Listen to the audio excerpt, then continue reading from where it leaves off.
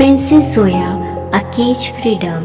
The kingdom of Daryagar was known for its wealth and traditions, and its Princess Zoya was celebrated for her beauty and intelligence. But her life was like a golden cage. Every decision was made for her by her father and the royal ministers. Her only purpose was to marry a strong king and strengthen the empire. But Zoya wanted only one thing, freedom. She had never seen the world outside her palace. Prince Ayan, the runaway heir, in the distant kingdom of Mehergar, Prince Ayan was completely different. He was a skilled fighter, a master of horses, and the best warrior of his empire. But unlike others, he did not care for power. He wanted a life beyond the throne. One day his father was supposed to declare him the next king. He escaped on his horse without a plan, without a destination. One night, Zoya decided to run away. Disguised in simple clothes, she joined a traveling caravan heading towards a new city where no one would recognize her.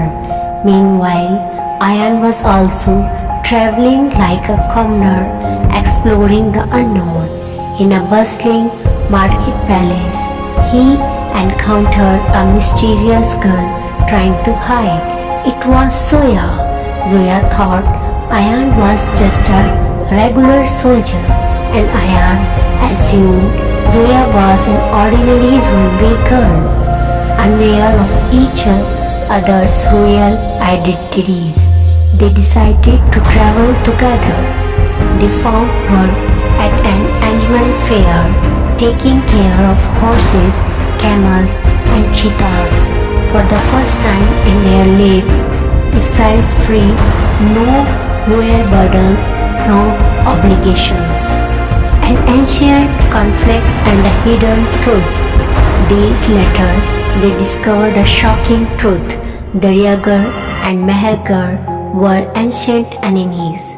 While exploring an old treasure map, they learned that the kingdoms had been fighting over land and lost wealth for generations. Determined to uncover the truth, Zoya and Ayan set out on a journey filled with danger, attacked by bandits. They fought side by side, and Ayan realized that Zoya was not a helpless princess, but a true warrior, the deadly swamp. Zoya saved Ayan's life, proving that princes did not eat meat resume. They can be the saviors. A hidden letter revealing that the war between their kingdoms was based on a lie, a conspiracy to weaken both empires. If the war did not stop, both kingdoms would fall into the destructions. Return to the palace and a shocking revelation. Zoya entered to her palace, but she was no longer the same. She was not just a royal daughter anymore. She was a leader ready to change her destiny. Meanwhile, Ayan returned to his kingdom, standing before his father and declaring, "The strength of a kingdom is not strong, it's its people. If we did not give them freedom, we are just building golden cages." Both kings met for the first time in years, and Zoya and Ayan exposed the conspiracy behind the war. For the first time in history, the war ended. Daryagar and Mehergar became allies instead of enemies. Zoya chose not to be a queen. Instead, she became a traveler and writer, exploring the world and documenting untold stories. Ayan chose not to rule from a throne. Instead, He became a warrior for the people, fighting for justice and peace.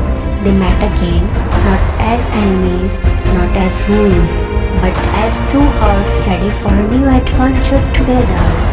And the story proved one thing: being a ruler is not about wearing a crown, it's about writing your own destiny.